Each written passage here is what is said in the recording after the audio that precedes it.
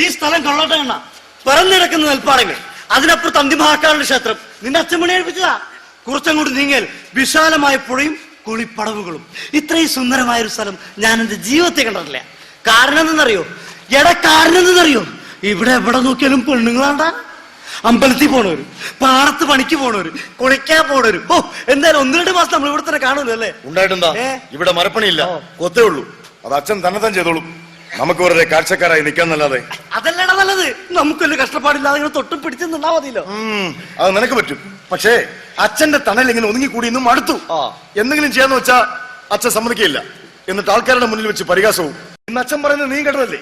മകനാണ്, അത്യാവശ്യം ഉളി പിടിക്കാനും ചിന്തന നമുക്ക് പഠിച്ചു. അത് നീ ഇതുവരെ വിട്ടില്ലേ? നല്ല ഖേദമുണ്ട്. അച്ഛൻ ചെയ്യുന്ന ഏത് പണികളും ഇന്ന് അച്ഛന്റെ അനുഗ്രഹത്തോടെ തന്നെ എനിക്കും ചെയ്യാൻ കഴിയും. എന്നിട്ടും അത് അംഗീകരിക്കാൻ അച്ഛനും മടി. ഞാൻ സ്ഥാനം കണ്ടാലും ചുറ്റണക്ക് എടുത്താലും ശരിയാണെന്ന് ബോധ്യമുണ്ടെങ്കിലും വെറുതെ വന്നൊത്തു നോക്കൂ. ശരിയാണെന്ന് കണ്ടാലും നന്നായിന്ന് പറയില്ല.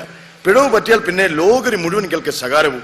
പലപ്പോഴും എനിക്ക് തോന്നിയിട്ടുണ്ട്, തനിക്കും മീതെ ആരുമുണ്ടാവരെന്ന് വരുത്തി തീർക്കാൻ അച്ഛനൊരു തിടുക്കമുള്ളത് പോലെ. അതൊക്കെ നിന്റെ ഒരു തോന്നലടാ. എടാ, നീ എന്ന് പറഞ്ഞ അച്ഛന് ജീവനടക്കണ. ജീവൻ. അച്ഛന് പ്രാണൻ വാസ്തുവിദ്യകൾ മാത്രം. അച്ഛന് തച്ചു പണം പറ്റിച്ചെന്ന പണിയല്ലല്ലോ, കർമ്മമല്ലേ. പിന്നെങ്ങനെയാ? ഇന്നാ തമ്പുരാട്ടി തട്ടിക്കളഞ്ഞ കോടിമുണ്ടും നാണയത്തൊട്ടും ആ പുഴക്കരയിൽ കിടക്കണ്ടാവും. അതേതെങ്കിലും ഒരുത്തിന് കിട്ടൂലെന്ന് ആലോചിക്കുമ്പോഴാ എനിക്ക് സങ്കടം. ആരാന്ന് ചോദിച്ചു. അത് കൊത്തുപുരയിലേക്ക് സാധനം കൊണ്ടുവന്ന് മനക്കിലെ പണിക്കാരാവും. ആണെങ്കിൽ എന്താ അവർക്കൊന്ന് വായർന്ന് പറഞ്ഞൂടെ? ഇത് മറ്റേ അവിടെ നിൽക്കാൻ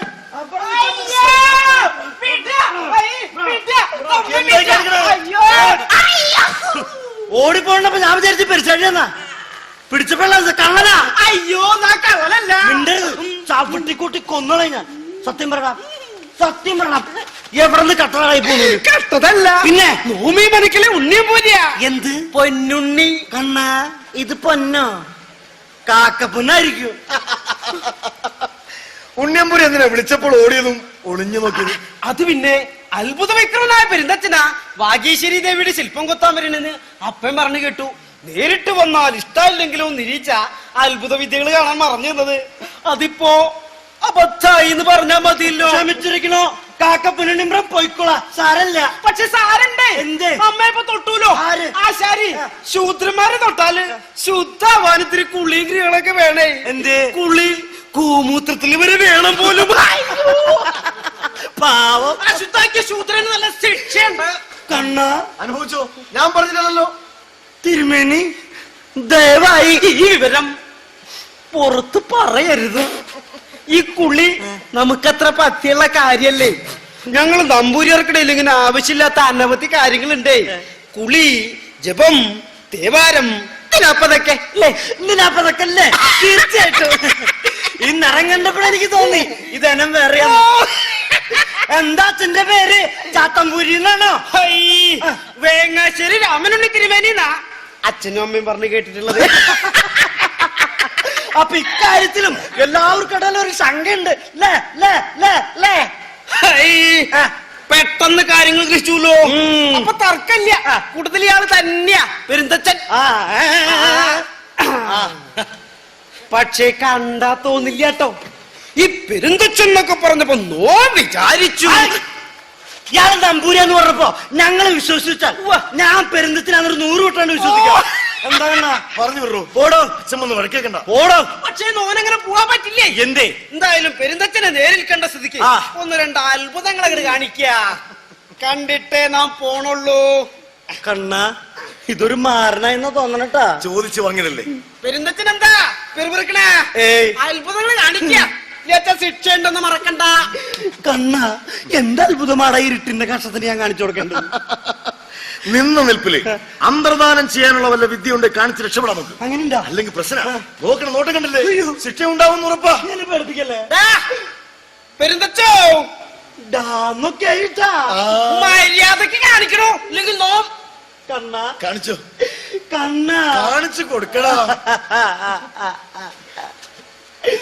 കരുത്തമ്പൂരി, ഒരബദ്ധം പറ്റിയിട്ടുണ്ട്. എന്താ? സത്യത്തിൽ ഞാൻ പെരുന്തച്ഛനാണ്, അതൊന്നും സമ്മതിച്ചൂലോ. താൻ അത്ഭുതങ്ങളെ കാണിക്കണോ? ശാപ്പ.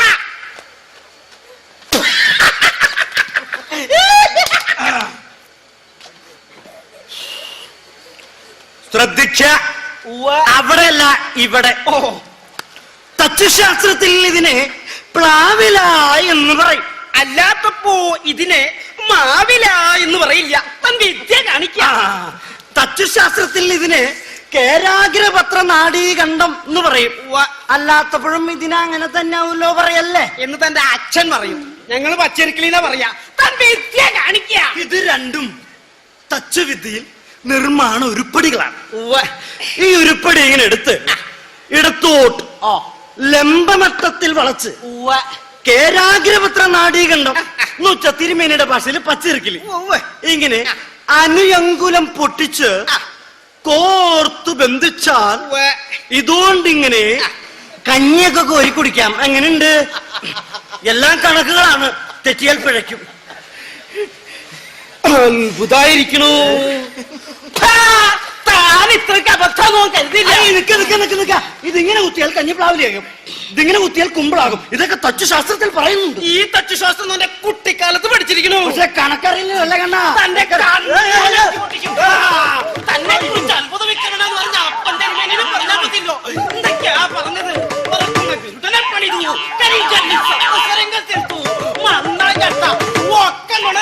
തന്നെ കുറിച്ച് കേമത്തം പറയുന്നവരെയാ തല്ലേണ്ടത്. അത് വിശ്വസം നമ്മെ കെട്ടിയിട്ട് തരണം. എന്താ ഇവിടെ?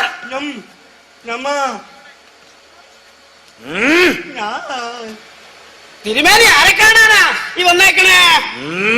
ഈ പെരുന്തച്ചൻ എന്ന് പറയുന്നവരുണ്ടല്ലോ, ഒരു മണ്ണും ചാണവും തിരിയാത്ത ഒരു മാന്തന. പെരുന്തച്ചനാത്രേ പെരുന്തച്ചൻ. ആ പോയതൊരു കണക്കിൽ പഴിച്ച സൃഷ്ടിയാണല്ലോ. ആ വലിയ തച്ചന് പറ്റിയൊരു പണിക്കുറ്റം. അതമ്മാവാ, നേരം പോക്കിന് വേണ്ടി ഉണ്ണിയമ്പൂരോട് ഞാൻ ആ പെരുന്തച്ചെന്ന് പറഞ്ഞു.